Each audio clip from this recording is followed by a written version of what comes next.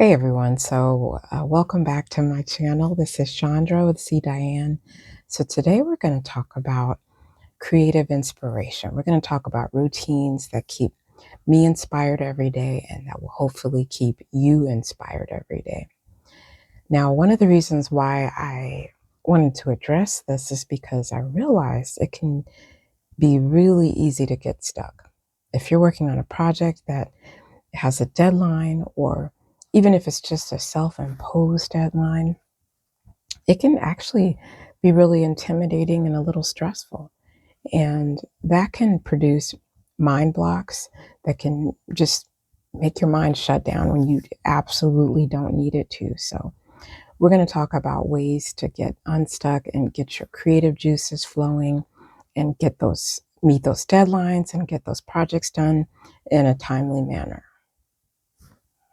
Now, you may not think of creative routines as really being that important, especially if you're just learning a new craft or you don't really have any deadlines. But the truth of the matter is that in order to be successful creatively, you want to maintain some type of consistency, and that will involve having a regular routine where you practice your creativity. It is a practice. So you want to establish a routine where you are creative at certain times of day, certain times of the week, um, after dinner, before breakfast, something that gets your mind conditioned to say, we're going to be creative now. So it's really important to establish routines. It helps you develop discipline, and it also helps you manage all of this stress and the pushback that your mind can give you in the face of trying to get something accomplished.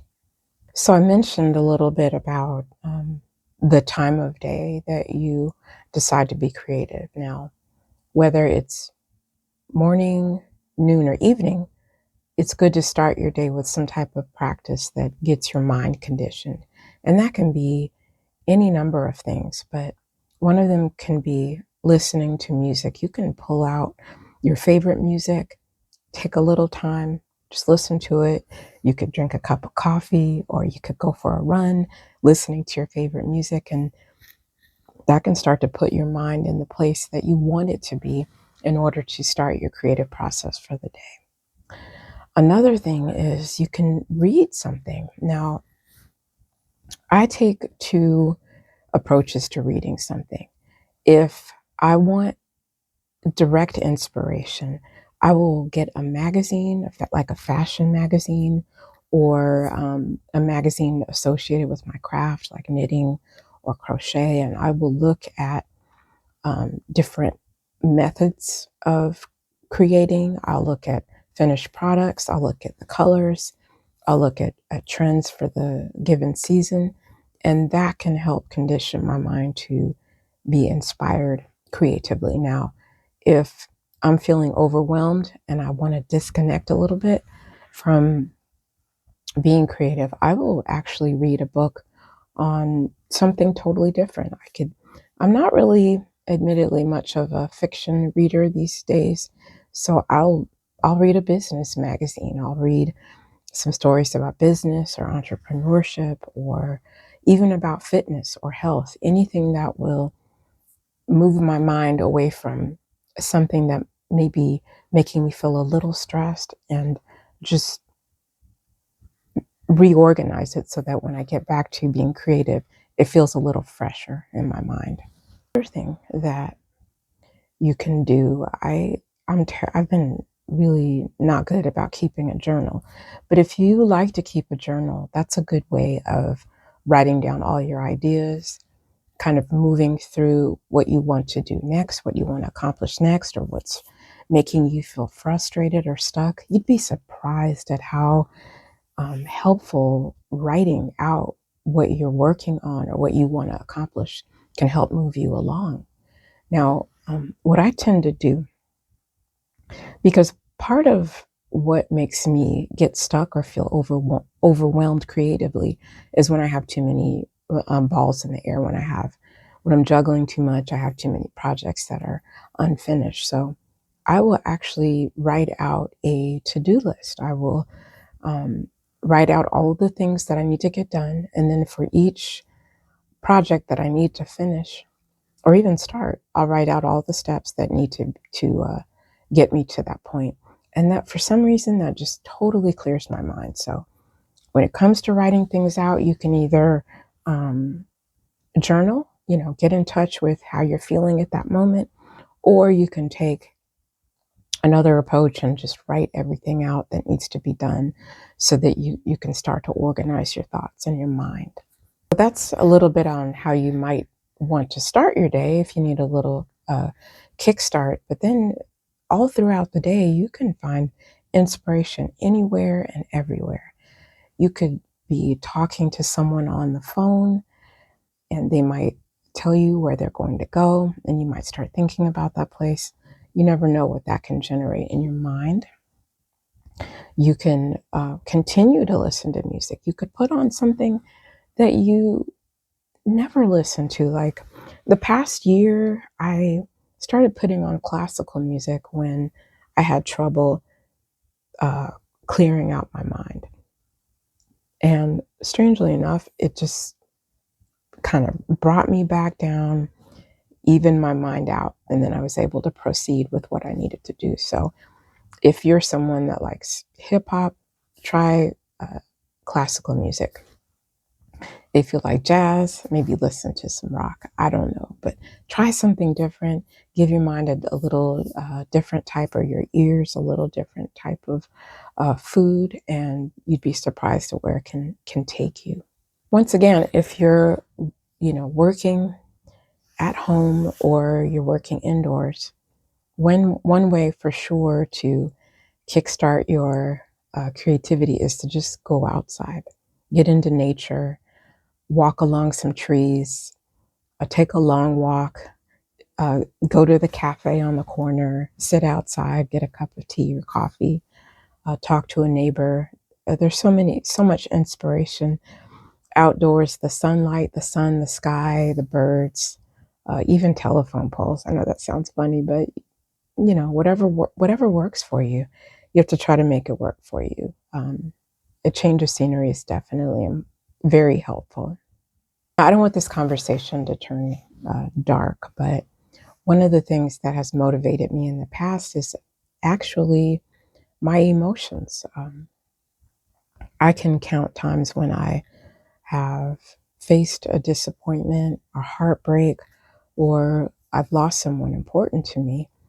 And once the grief starts to set in and it gets really difficult to move forward, I found that throwing myself into whatever I was working on helped me get through. I wrote an entire novel after my father passed away.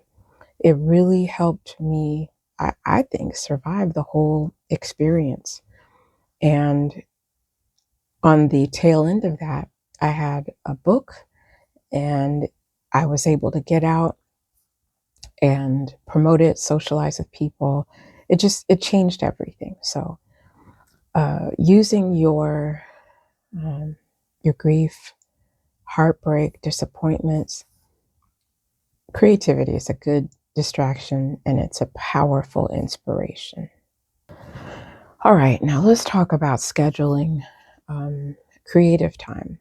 And this can be daunting because if we work a 9 to 5 job, or we have people in our lives that need our time, so it doesn't leave us a lot of time to be creative, it can feel daunting to make the time. But the wonderful thing is that you don't always need a whole block of time. Like it's nice to look at artists who have these studios and they can live there and work there, and they're there all day doing whatever it is that they do, but that's not realistic for everybody. So um, even if you only have just a few minutes, you can carve out 5 minutes, you can carve out 10 minutes, and then as you progress, you may find that you can find more time.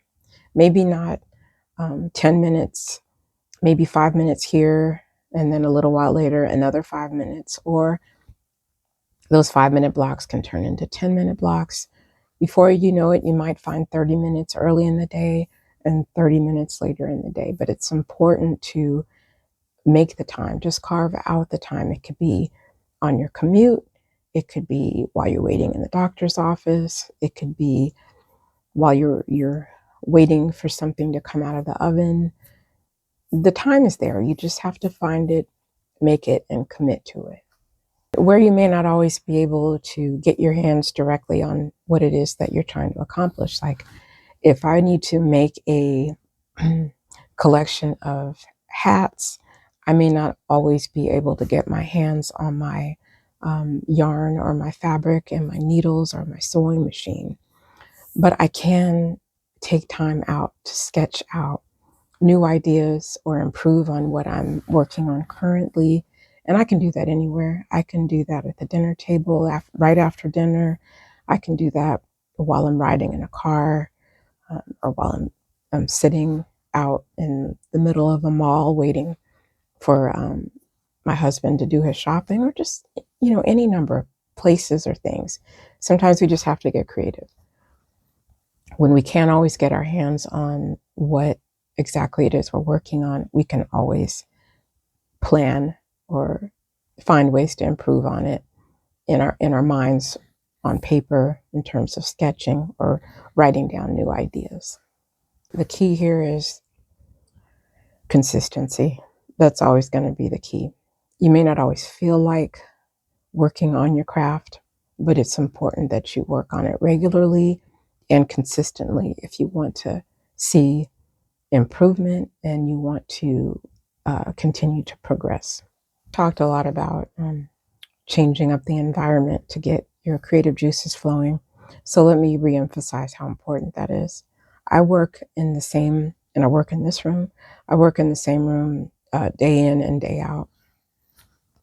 And sometimes I have to admit, it just doesn't do it for me. I have to go and work in another room. Or if I get a chance, when we go out, I'll bring what I have with me and work on it in a cafe.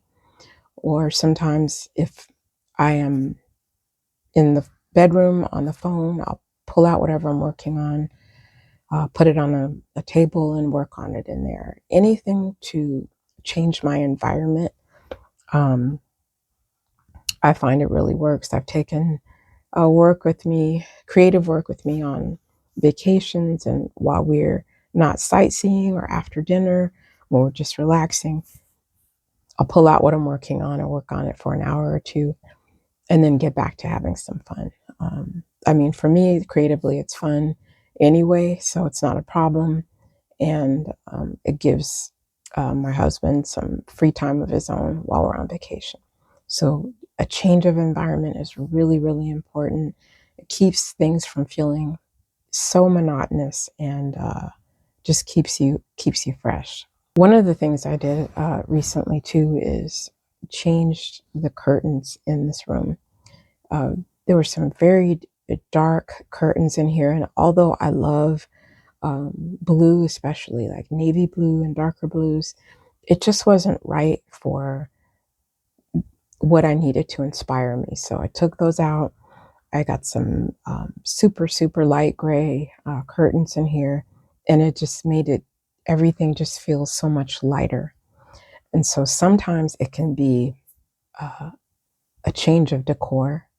It can be moving your table, your workspace over to the other side of the room. You might need a new chair. I recently got a new table that adjusts according to height, so I can stand when I work, I can sit when I work, and it's such a nice and refreshing change. So make changes wherever you can, whatever your limitations are, try to work within those. And if you have a little extra money to spend, definitely find out what's going to work for you and implement it, and you'll start to see some changes. Now, we've been sitting here talking about work, work, work, work, work. Be creative, be creative. But the fact of the matter is, it's easy to get burned out. It's easy to get burned out with anything, even if you love it. So You got to take breaks. Now, one of my bad habits has been not exercising regularly as much as I should.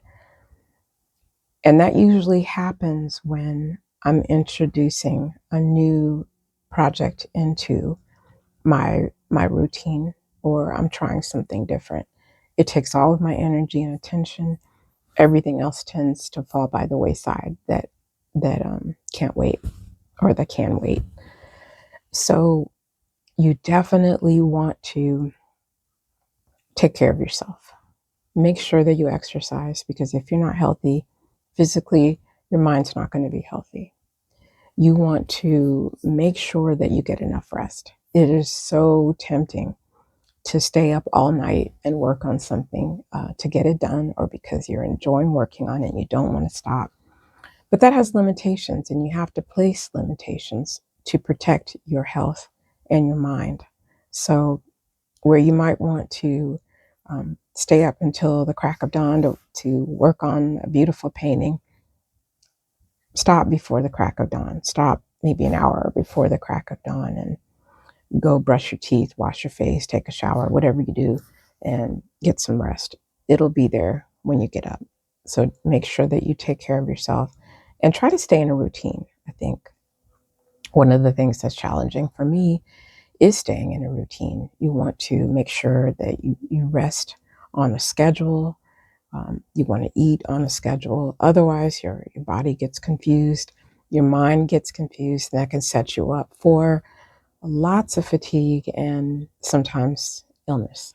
So definitely keep your life balanced. You want to keep your life balanced.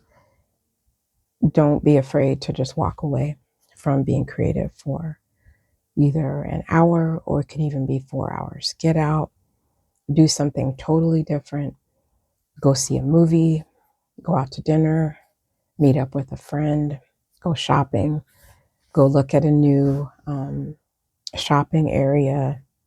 Just do something different, and definitely take care of yourself and give yourself a good break whenever you need it. Creativity isn't always about, being creative all the time around the clock. You definitely want to be inspired, keep a routine, but you also have to maintain a balance.